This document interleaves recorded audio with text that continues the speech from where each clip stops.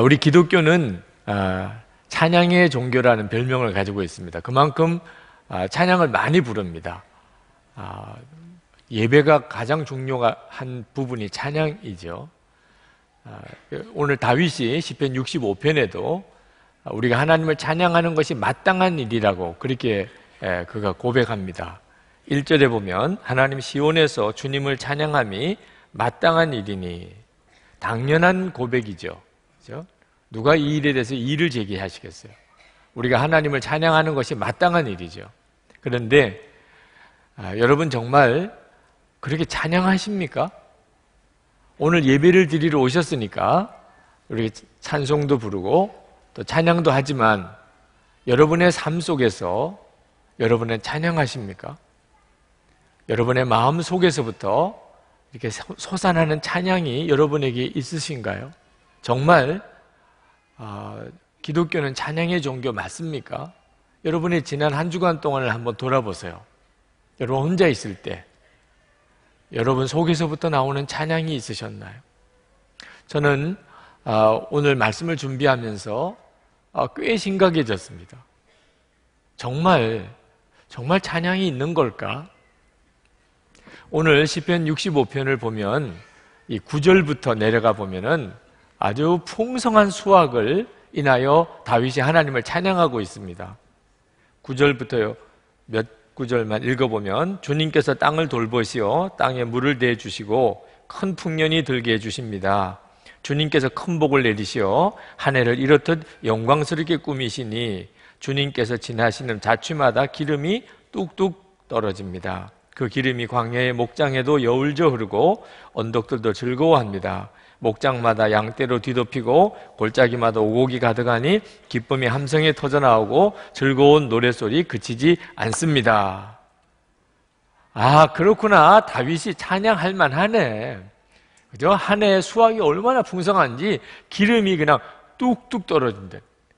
야, 내가 그러면 나도 찬양하겠다. 읽어보면 다윗이 입이 찢어질 만도 해요. 어떻게 이렇게 복을 받나 말입니다. 이런 느낌을 받으실 수 있어요. 그런데 실제로 이 시편 65편은 하나님이 1년 동안 그렇게 풍성한 수확을 주셨기 때문에 하나님을 찬양한다는 시편이 아닙니다. 다윗이 하나님께 찬양하는 것이 우리에게 마땅한 일입니다라고 이렇게 고백하는데 그 이유가 이 9절 이전에 먼저 크게 두 가지 이유가 나옵니다. 첫 번째 이유가 2절부터 5절까지 나오는데 그것은 용서의 하나님, 하나님의 죄 용서하시는 은혜에 대한 찬양이에요. 3절, 4절에 저마다 지은 죄 감당하기에 너무 어려울 때 오직 주님만이 그 죄를 용서하여 주십니다. 주님께서 택하시고 가까이 오게 하시어 주님의 뜰에 머물게 하신 그 사람은 복이 있는 사람입니다. 여기 있는 우리 모두가 다 용서받은 은혜를 받았잖아요. 다윗은 바로 그것으로 인하여 우리가 하나님께 찬양하는 게 마땅하다고 말하고 있습니다. 두 번째 이유는 천지를 창조하신 하나님의 영광이 눈앞에 드러났기 때문입니다. 6절에서 8절까지 다윗이 그 고백을 하고 있습니다. 주님께서는 주님의 힘으로 산들이 뿌리를 내리게 하셨습니다. 주님께서는 바다의 노호와 파도 소리를 그치게 하시며 민족들의 소유를 가라앉히셨습니다. 땅 끝에 사는 사람들까지 주님께서 보이신 징조를 보고 두려워서 떱니다.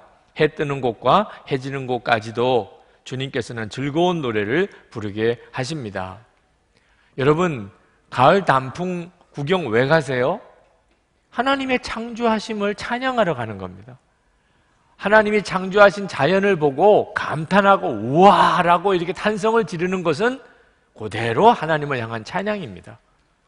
불신자들은 하나님을 믿지 않으니까 그냥 감탄만 하는 거지만 우리들은 그것이 찬양인 것을 알지요.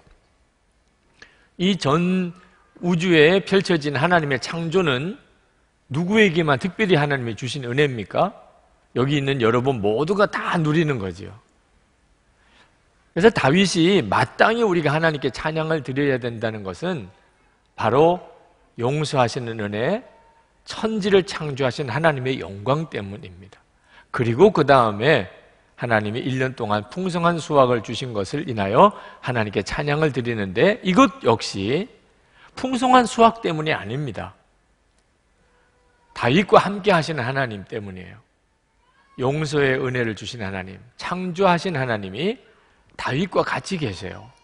그래서 찬양은 하나님 때문에 나오는 것입니다. 풍성한 수확 때문에 나오는 것이 아니에요. 여러분, 풍성한 수확을 거둔 사람은 다 하나님께 찬양합니까? 지난 1년 동안 돈 많이 버신 분들, 그 사람들은 그냥 하나님께 찬양합니까? 돈 많이 벌어도 감사도 모르고 찬양도 모르는 사람 많습니다. 우리가 찬양하고 하나님께 감사하는 이유는 수확이 아닙니다. 하나님, 그분에 대한 찬양 때문에 수확에 대한 감사도 덩달아 오는 겁니다. 우리 성도들의 찬양과 감사의 이유는 우리 속에 있습니다. 하나님이세요. 여러분들 안에는, 여러분 안에 어떤 환경과 여건에서도 계속해서 찬양하고 감사하는 것이 있습니까? 어떤 분은 경제적으로 너무 어려워서 나는 도무지 찬양할 기분이 아니라라고 하는 분이 있을 수 있어요. 경제적으로 어려우면 정말 너무 힘들죠. 그러나 여러분, 정말 구원받은 은혜가 있잖아요. 여러분에게 영생이 있잖아요. 그것으로 인하여 찬양하십니까? 여러분이 생명을 가지고 있는 것은 수확보다도 훨씬 더 큰 거죠. 여러분이 생명으로 인하여 하나님을 찬양하십니까? 가족은 수확보다도 훨씬 더 큰 축복이죠. 가족이 있음으로 인하여 여러분은 변함없이 찬양하십니까? 건강 때문에 하나님께 찬양하십니까? 만약에 진짜 뭘 받지 못해서 찬양을 못하는 거라면, 아니, 수확은 적어도 영생을 얻었죠? 지금 살아있지요? 가족이 있지요? 건강하지요? 하나님에 대한 분명한 눈이 뜨이지 않았기 때문에 찬양이 안 되는 거지, 어려워서 찬양을 못하는 게 아닙니다. 우리가 정말 구원받은 영혼이 되면, 그러면 우리 안에 하나님을 알게 되고, 그러면 그 자체가 그냥 찬양입니다. 내 마음 속에서부터 계속해서 찬양이 나와요. 그래서 심지어는 모든 것을 다 잃어버려도 찬양이 나옵니다. 찬양은 하나님 때문에 오는 것이기 때문에. 그 증인이 욥입니다. 욥은 재산 다 잃어버렸어요. 자식도 다 죽었어요. 그런데 욥이 뭐라고 고백했습니까? 욥기 1장 21절에 내가 모태에서 알몸으로 나와 싸운즉 또한 알몸이 그리로 돌아가올지라 주신 이도 여호와시오 거두신 이도 여호와시오니 여호와의 이름이 찬송을 받으실지니이다. 욥은 하나님이 뭘 많이 주셔서 찬송한 게 아니었어요. 그냥 하나님 그분이 욥의 감사요 찬양이었습니다. 그래서 하나님이 가져가셨으면 가져가신 것도 찬양하는 거죠. 그게 욥의 믿음입니다. 여러분의 믿음도 욥과 같습니까? 여러분의 속에서도 하나님이 다 가져가셔도, 다 잃어버려도, 아무것도 없어도 여러분 속에서부터 찬양이 나오십니까? 손양원 그러셨어요. 사랑하는 두 아들이 공산당에 비참하게 죽었습니다. 그리고 장례식을 치르는데 손양원 목사님이 인사를 하러 나오셔서 하나님께 9가지 감사를 올려드렸습니다. 제정신입니까? 아버지로서 두 아들이 그렇게 비참하게 죽었는데 감사가 무슨 감사예요? 그것도 9가지나? 손양원 목사님의 찬양과 감사의 이유는 하나님이셨어요. 그러니까 그 비참한 상황에서도 손양원 목사님 마음에는 감사할 이유가 있었단 말. 문제는 여러분도 손양원 목사님 같은 그런 찬양이 있으신가요? 저는 이 설교를 준비하고 이 부분에 와서 굉장히 힘들었어요. 왜? 이 메시지가 너무 무거웠기 때문에. 하나님께서는 분명하게 말씀하셨어요. 너희들이 진정으로 구원받은 자라면, 그러면 상황과 여건과 상관없이 너희 중심에서부터 마음 깊은 곳에서 찬양이 있을 것이다. 그 자가 구원받은 자라는. 그러나 이 설교를 하면 아마 상당히 많은 분들이 마음이 힘드실 거예요. 왜냐하면 그런 찬양이 없으니까. 내게는 그 마음 속에서부터 어떤 형편이든지, 심지어 내 걸 다 잃어버려도, 사랑하는 두 아들이 죽어도 그래도 여전히 나오는 찬양, 그 찬양이 내게는 없다고 생각이 들 경우에 이 말씀은 얼마나 힘들겠어요. 누가복음 18장 8절에 예수님께서 다시 오실 때, 인자가 올 때 세상에서 믿음을 보겠느냐 하시니라. 예수님은 재림에 오실 때 진정한 믿음이 거의 없을 것이라고 그렇게 걱정하셨어요. 이 믿음이 뭡니까? 진짜 그 사람 속에 참 생명이 있어요. 그 사람 속에서 찬양이 있어요. 환경과 여건 상관이 없는, 오직 주님으로 인하여 나오는 찬양이 있는 사람, 이런 사람이 믿음의 사람이죠. 주일 예배는 아주 온전하고 성숙한 믿음이 없는 분들도 많이 오십니다. 그래서 주일 예배가 영적으로 쉽지 않습니다. 지금 이 자리에도 그러실 거예요. 정말 마음 속에서부터 찬양이 없는 분들도 이 자리에 있으실 거예요. 이런 분들에게는 오늘 말씀이 굉장히 무거운 말씀이 되죠. 저는 이런 설교 하고 싶지 않아요. 저는 이왕이면 소망이 넘치는 설교를 드리고 싶어요. 이렇게 긴 연휴 기간에 그래도 주일이라고 다른 일정 다 조정해서 이렇게 예배 나왔으면 기쁨의 설교를 듣고 가셔야 하잖아요. 또 우리 교회가 주차장 차 안 가지고 오자, 그래서 외곽에다가 또는 대중교통을 이용해서 그렇게 아주 불편하게 그걸 자랑으로 생각하고 그렇게 오늘 예배까지 오셨으면 위로의 설교를 드리고 싶잖아요. 저는 솔직히 그래요. 저는 여러분들에게 정말 소망과 기쁨과 위로의 설교를 드리고 정말 기쁨으로 돌아가실 수 해드리고 싶어요. 근데 말씀이 그렇지 않을 때는 어떻게 하죠? 밥맛이 없어요. 며칠 동안 그랬어요. 이렇게 설교하면 그러면 주일에 얼마나 무거울까. 밤에 자다가도 깊이 잠을 못 잤어요. 근데 하나님께서 제 마음에 그 무거움을 풀어주기 시작하셨어요. 주님은 저에게 말씀하셨어요. 그래서 내가 너에게 계속 나를 바라보도록 그렇게 하라고 그러지 않느냐. 주님은 그런 마음을 제게 주셨어요.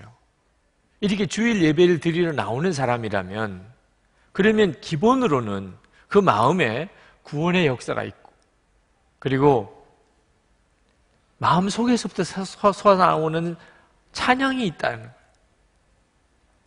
정말 용서의 하나님을 믿고 창조의 하나님을 믿는 사람이라면 그 사람 속에는 언제나 솟아나오는 감사와 찬송이 있다는 겁니다. 그런데 왜 그걸 느끼지 못하지요? 한 주간 살아가는 동안에 왜 그런 찬송이 내 속에서 솟아나는 것을 경험을 못하고 사는 거지요? 영적으로 눌려서 그런 거예요. 세상 사람 만나고 세상 소식만 듣고 세상만 바라보고 살았어요. 그래서 내 영이 완전히 세상의 영에 눌려 있는 거예요. 우리 속에 찬송이 있어요. 그런데 그 찬송이 터져 나오지를 못해요. 여러분, 구원받은 성도는 세상만 바라보고 세상 말만 듣고 세상 사람만 쳐다보고 이렇게 살다가는 정말 심령이 답답해서 죽어요. 우리는 그렇게 사는 존재가 아닙니다. 그래서 24시간 예수님을 바라보시라고 하는 겁니다. 주 예수님을 계속 바라봐야 돼요. 우리가 세상 사는 동안에 그렇습니다.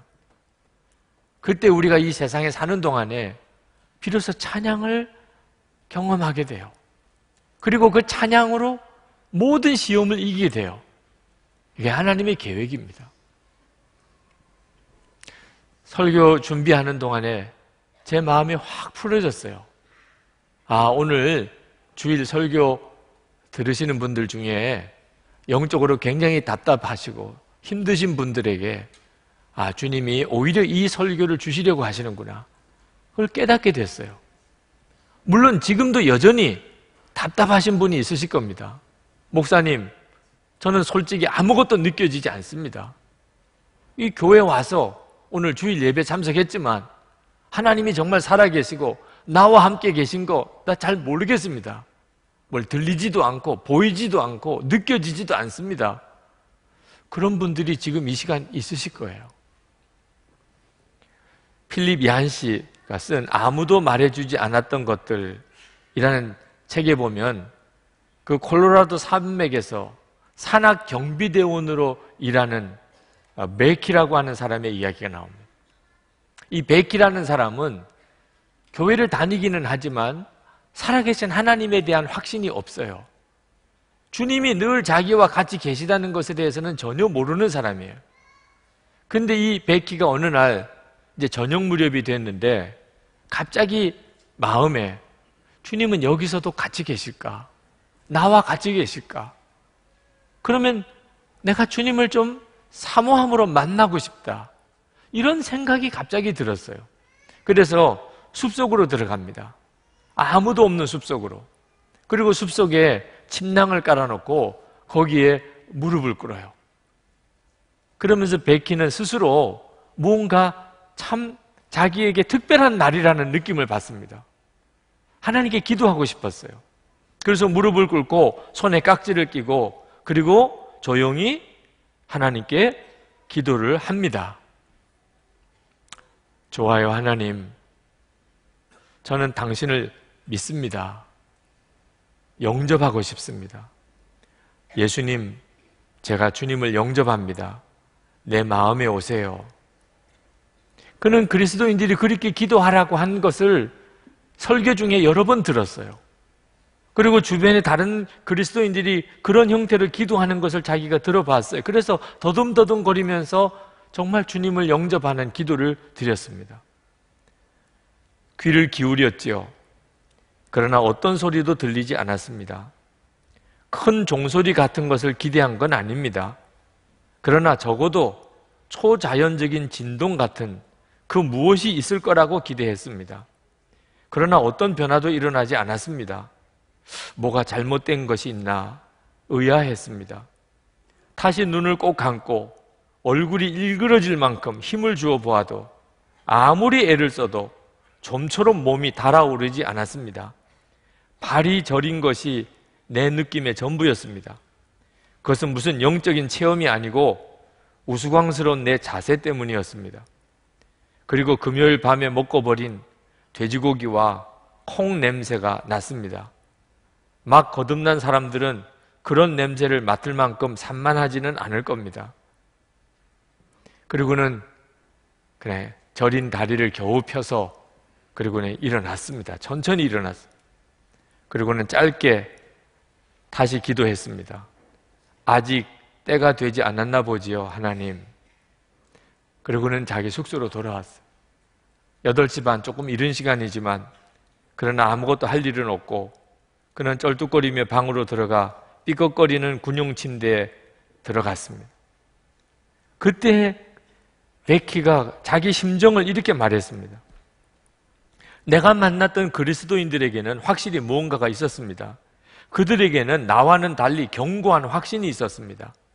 나의 확신 없이 신앙생활 하는 것에 넌더리가 나서 마침내 그들이 갖고 있는 것이 무엇이든지 간에 그것을 나도 얻기를 원했습니다. 그러나 지금 나는 그것을 얻는 데 완전히 실패했습니다. 더듬거리며 하나님께 드렸던 기도는 직접적인 응답을 받지 못했고 변화를 받았다는 느낌도 없었습니다. 내가 주님께 받아들여졌다고 생각되지 않았습니다. 아무 일도 일어나지 않았거든요. 그것은 내가 들어왔던 경험이 아니었습니다. 뒤로 발랑 자빠지기도 하고 절름발이가 고침을 받기도 한다던데 3분 더 늙었다는 것 외에는 아무런 느낌도 없었습니다. 도대체 내가 구원을 받은 건지 아니면 잠시 미뤄진 것인지도 모르겠습니다. 지난밤에 그랬던 것처럼 여전히 졸릴 뿐이었습니다. 지금 지금 이 예배를 드리고 계시면서도 꼭 이런 심정이신 분이 있으실 거예요. 아무것도 안 느껴집니다. 제가 뭘 정말 주님 앞에 용납 받은 겁니까? 저는 구원 받은 게 진짜 사실일까요? 그러면 뭔가 하나님이 느껴지게 돼야 되잖아요. 뭔가 제 속에서부터 이건 하나님의 역사구나 이런 게 뭐 있어야 되잖아요. 기도할 때 하나님의 임재가 느껴지지 않아서 그렇게 혼자서 기도해 보려고 애쓰다가 하나님 내 기도는 안 들으시나 봐. 그리고 기도를 중단한 사람도 있으실 거예요. 요한일서 1장 9절에 자백하면 모든 죄를 깨끗이 씻어주신다 그랬는데 그래서 주님 앞에 자백했습니다. 그렇지만 마음에 여전히 더러운 죄책감이 해결이 되지 않고 있어요. 정말 나는 용서받은 걸까? 우리 서로 사랑하자. 이번에 책도 나왔습니다. 제목 마음에 들어요. 그런데 그래야 된다고는 알겠는데 용서가 안 되는데 어떻게? 그 잘못한 사람 품어지지 않는데 어떡하냐면 하나님 진짜 살아계신 게 맞습니까? 정말 나는 하나님께서 용납하셨을까? 나 구원받은 거 진짜 맞나요? 이러신 분들 그 답답한 마음을 충분히 이해합니다. 얼마나 답답하세요. 그러나 여러분들이 정말 주님을 만나고 싶으시다면 느낌에 의존하면 안 된다는 것을 꼭 명심해야 됩니다. 느낌 말이에요. 진리를 붙잡으셔야 돼요. 여러분이 예수님을 진짜 만나고 여러분의 구원주이신 예수님과 정말 행복하게 동행하기를 원하십니까? 그러면 진리를 붙잡으셔야 돼요. 진리는 우리에게 말씀해 줍니다. 우리 안에 진짜 영생이 있고 그리고 우리 속에 샘솟는 찬양이 있다는 걸.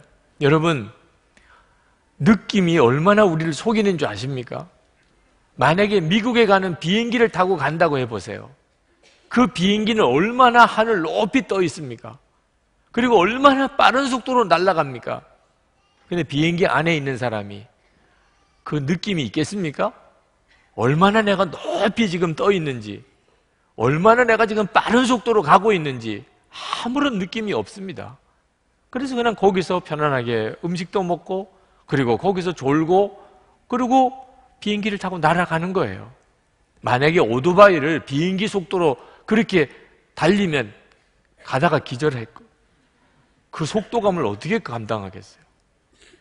우리 느낌이라는 게 이렇게 어처구니 없이 우리를 속여요. 느낌 아닙니다. 주 예수님을 믿고 만나고 주님과 동행하는 것은 느낌으로 하는 게 아니에요. 진리로 하는 거예요. 여러분, 요한복음 6장 44절을 보세요. 나를 보내신 아버지께서 이끌지 아니하시면 아무도 내게 올 수 없으니 오는 그를 내가 마지막 날에 다시 살리리라. 여러분, 오늘 지금 예배당에 와 계십니다. 어떤 이유 때문에 오셨는지는 다 사정이 다르실 거예요. 그러나 분명한 것은 오늘 예배당에 와 계시다는 거예요. 여러분이 예배당에 오신 것은 예수님 앞에 온 거나 마찬가지입니다. 예수님이 뭐라고 하셨어요? 아버지께서 이끌지 아니하시면 아무도 내게 올 수 없으니. 여러분이 오늘 예배당에 나와 계신 것은 하나님이 여러분을 이끌어 여기까지 오게 하신 거예요. 부인할 수 없는 증거 아닙니까 지금? 하나님은 내게 왜 역사 안 하시나? 아니 지금 예배당에 와서 그 이야기하면 하나님이 얼마나 안타까우시겠어요. 이렇게 와 앉아 계시면서 여기까지 인도함을 받아서 오셨으면서 하나님 인도 안 하신 겁니까? 역사 안 하신 겁니까? 아니 목사님, 이게 교회 나와 앉은 거 말고 좀 분명하게 하나님은 내게 역사하신다, 이걸 좀 깨달아야 되지. 여러분, 그렇다면 나는 왜 이렇게 신앙생활을 하는 걸까? 나는 진짜 하나님을 만나지도 못했네. 왜 나는 주님을 바라보는 눈이 안 열리지? 나는 왜 이렇게 답답하게만 살아가는 거야? 나는 신앙생활이 너무 이중적이야. 여러분, 이런 근심이 여러분 속에, 마음속에 있다면 그 근심이 뭡니까? 에베소서 4장 30절에 하나님의 성령을 근심하게 하지 마라. 그 안에서 너희가 구원의 날까지 인치심을 받았느니라. 아니, 신앙생활 제대로 못하는 것 때문에 안타까운 것, 나는 하나님을 실제로 만나지 못한 것 때문에 자꾸 마음이 이렇게 염려가 되는 것, 이런 근심이 불신자에게 있습니까? 성령의 근심이라고 하잖아요. 여러분의 마음속에 이제 좀 뭔가 확실하게 믿을 거면 믿고 아니면 아니고 그러면 좋겠습니다. 아니, 진짜 정말 하나님에 대한 분명한 체험, 저도 좀 그렇게 살고 싶습니다. 주님의 손에 붙잡혀져서 하나님의 살아계심의 증인처럼 축복의 통로로 좀 이렇게 예수를 믿어도 진짜 예수 믿는 사람이구나, 이런 간증이 있는 삶을 나도 좀 살아보고 싶어요. 마음속에 이런 소원이 만약에 있습니까? 그렇다면 그 소원이 뭐예요?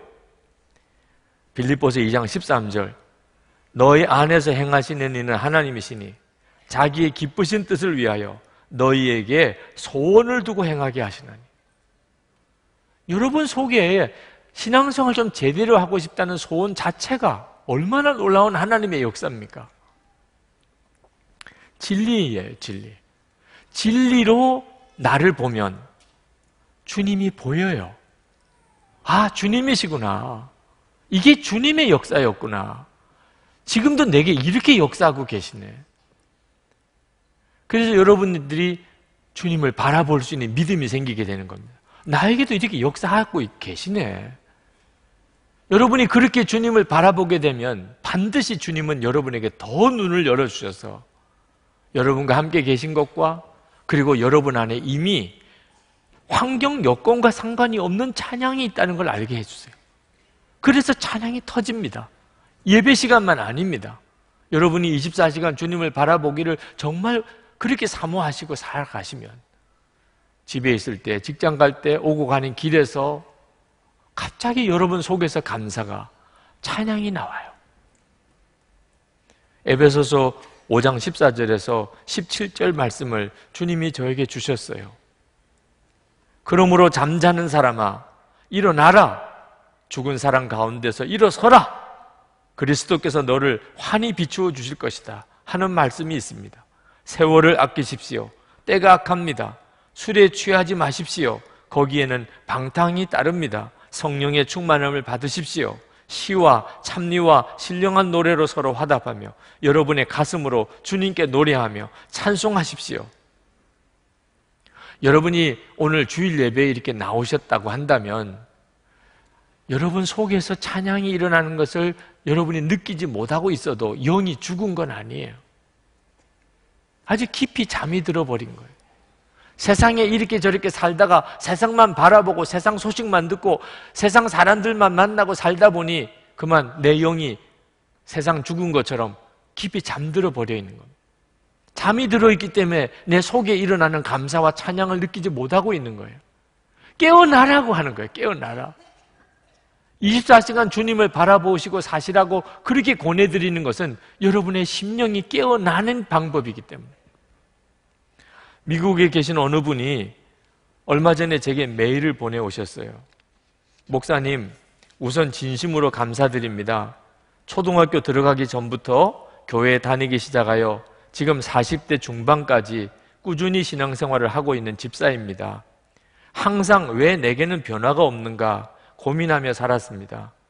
오늘 지인 되시는 분이 은혜 받은 간증을 하시는데 마음 한켠에 왜 나에게는 이런 일이 없지? 서운함과 부러움이 교차되었습니다. 근데 오늘 목사님 설교를 들었습니다. 주님을 바라보라는 것이었습니다. 복음성가 나 주님의 기쁨 되기 원하네 라고 수없이 고백드리고 눈물도 흘렸지만 그동안 주님의 기쁨이 아니라 나의 기쁨만 바라며 살았었음을 깨닫고 회개하였습니다. 목사님의 말씀을 듣고 제 마음에 자그마한 변화가 일어났습니다. 주님을 바라본다는 게 이런 건가? 주님이 기뻐하시는 것이 나의 기쁨이 된다는 것이구나. 그래서 모든 상황마다 주님이 기뻐하시는 게 뭘까? 이건 주님이 기뻐하실까를 생각하게 되었습니다.